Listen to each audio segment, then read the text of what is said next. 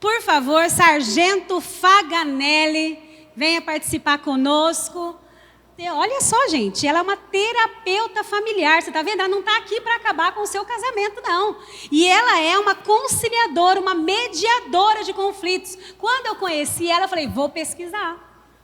Entrei no Instagram dela e fiquei assim, admirada. Eu falei, Deus, o Senhor é muito bom para nós. Nos trouxe uma pessoa para realmente nos abençoar. Então vamos lá. Boa noite, Sargento Faganelli. Boa noite, obrigada pela oportunidade. Seja bem-vinda. Primeira coisa que nós queríamos perguntar. Primeira coisa, no meio dessa pandemia, o que aconteceu com as famílias? Elas começaram a se verem, né? Coisa que já não estava mais acontecendo, né? Todo mundo saindo de casa para trabalhar, com seus afazeres. De repente, chega lá e encontra novamente a família. O ser humano cheio de defeito.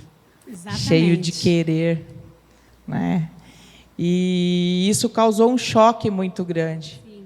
Até o mês passado, nós tivemos 691 medidas protetivas concedidas pela juíza de São José do Rio Preto. Isso em São José do Rio Preto. Só em São José do Rio Preto. Ou seja, com isso que nós estamos vendo, com todos esses relatos, nós estamos aprendendo, não é isso, Sargento? Que a família Sim. não sabe ficar junto mais. Não consegue se enfrentar. Não consegue se enfrentar. Olha só, nós vemos esse caso na Bíblia, que a mulher também, em vez de resolver um problema, foi embora para a casa do pai. Nós precisamos tomar uma decisão. Não é isso, Sargento? Isso. Qual o primeiro passo, né, que a mulher tem que dar quando ela se vê na violência doméstica? Ela se entender como vítima. A mulher geralmente não se entende como vítima. Ela se entende como culpada. E quando ela não consegue entender que ela é vítima e que o marido, ele é o agressor, porque ela tem que entender também que ele é agressor.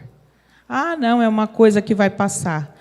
Quando começa, existe um escalonamento que termina no feminicídio. Olha, eu conheço muitas histórias, Sargento.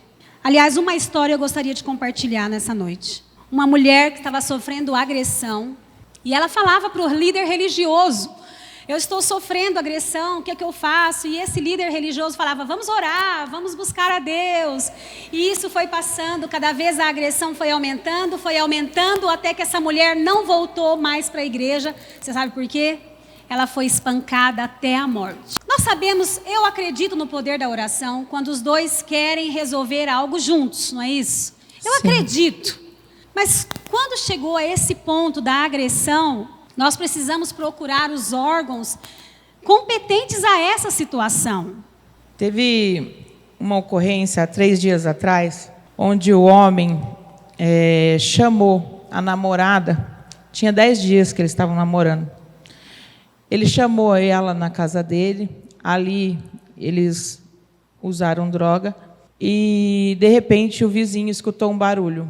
Ele, usando o nome de Deus, usando o nome de Jesus, ele esfaqueou ela durante 40 minutos. E cada facada que ele dava, ele falava, para o Senhor Jesus, para o Senhor, meu Deus. Eu vendo aquela situação ali, eu fico pensando quantas vezes ele não falou para ela ali, mesmo utilizando droga em nome de Jesus, né? E ela se sentiu atraída por ele para chegar até a casa. Ela não entendeu o perigo. Exatamente. E muitas mulheres não entendem o perigo. E não entendem, elas não conseguem separar as situações. Por exemplo, se eu tenho uma igreja onde eu frequento, eu vou conversar com o meu pastor, eu vou conversar com o meu líder religioso ali da igreja.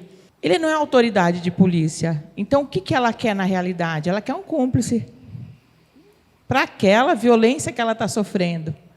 E ela quer, de alguma forma, mostrar que o marido dela não é aquela pessoa, porque dentro da igreja, a senhora sabe, né?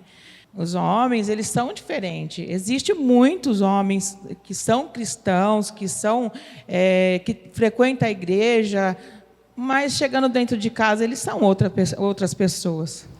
Nós precisamos, você moça que está nos assistindo, nós precisamos mostrar os sinais que Deus tem mostrado para nós no namoro. Certa vez eu fui num chá de cozinha, vou te contar, e ali a pessoa tinha que adivinhar um presente, porque ela tinha errado o presente, então ela teve que pagar uma prenda, e aí ela teve que fazer uma declaração de amor. E ela falava assim: olha, fulana, apesar de você ser grosso, apesar de você ser não sei o quê, e foi falando todas as características. Eu falei, gente... Ela está pedindo socorro. Ela está pedindo socorro, mas muitas vezes Deus está nos mostrando. Tá. Está nos mostrando. E quero te dizer algo. A violência não é só a agressão física, mas existe a violência patrimonial, existe a violência sexual, existe a violência psicológica. Olha só.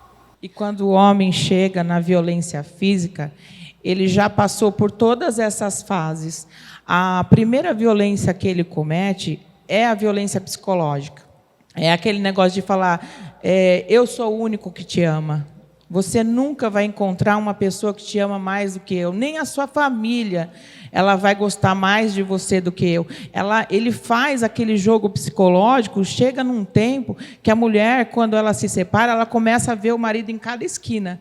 De tanto que ele abusou dela psicologicamente. Né? Então, aí ele passa pela violência moral. Você não vai ser capaz. Se você largar de mim, você não vai conseguir se manter. Eu sou o único que te sustenta. Você não é capaz. Olha, você está gorda. A sociedade não vai querer, nenhum homem vai querer você mais. E aí ele entra na violência sexual, que é obrigar a mulher a fazer aquilo que ela não quer. Mesmo que eu seja casada com meu marido, né? Ou que eu conviva maritalmente, ou que eu tenha um namorado, se eu disser para ele não, é não. Se durante a relação sexual o homem quiser que eu faça alguma coisa da qual eu não quero e eu disser não, é não. Em qualquer momento, mesmo que eu tenha o ato sexual, mesmo que eu permita que o ato sexual aconteça, no meio da relação, se eu disser não, é não. É abuso sexual. Nós sabemos que a mulher, Deus a criou para ser feliz todos os dias. Você sabe que o sexo foi criado por Deus, não é? Claro, gente. Você tem que ser feliz todo o tempo, todo o tempo. Uma vez uma pessoa me disse, Marga, Deus se preocupa com a nossa felicidade diária? Eu falei, sim. Porque senão Ele não teria renovado as suas misericórdias pela manhã antes que eu me levantasse. O Senhor se preocupa com você, mulher. Se preocupa com o homem também, porque essa violência, muitas mulheres estão fazendo com o homem também. Sim. Não é isso? Tem muita violência contra o homem. E deixa eu te perguntar, uma dúvida que eu sempre tive. Quando a violência é contra o homem, como é que fica essa questão da Maria da Penha? O homem, ele não é abrigado, né, vamos dizer assim, Sim, acolhido sim. pela Lei Maria da Penha. Aí seria uma ocorrência normal, uma lesão corporal Sim. que tem no Código, né, penal, é normal. A mulher, a Maria da Penha, ela acolhe as mulheres que estão em condições de vulnerabilidade. Por exemplo, eu tenho um casal homoafetivo. A mulher vai responder como autora? Sim, na Lei Maria da Penha. Mesmo ela sendo mulher, ela é autora. O homem também é autor. Só que quando o homem que sofre a violência, aí usa a lei comum. E outra dúvida que eu tenho, que nós temos mulheres. Quando uma mulher se defende de uma agressão e agride o marido também para se defender, ela perdeu os seus direitos de fazer uma denúncia? Jamais. Se ele vier agredir ela e ela, para se defender, tiver que agredi-lo, existe a legítima defesa. Ela entra na legítima defesa. E ela não perde os direitos por isso. Entendi. Mesmo porque ela está em condição de vulnerabilidade, né? Então, ela sofrendo a violência, ela tem todo o direito, qualquer um tem o direito de se defender da injusta agressão. Sim. Bom, mais uma vez eu quero dizer que nós não estamos incentivando você a desfazer-se da sua família, do seu marido, mas incentivando você a ser feliz todos os dias. Busque ajuda, busque orientação. Uma novidade, né, que foi inserida no artigo 22 da Lei Maria da Penha, que são aquelas medidas para auxiliar a mulher, né? Então, uma delas, além do afastamento do homem do lar, além da prisão, hoje nós temos também o tratamento do homem.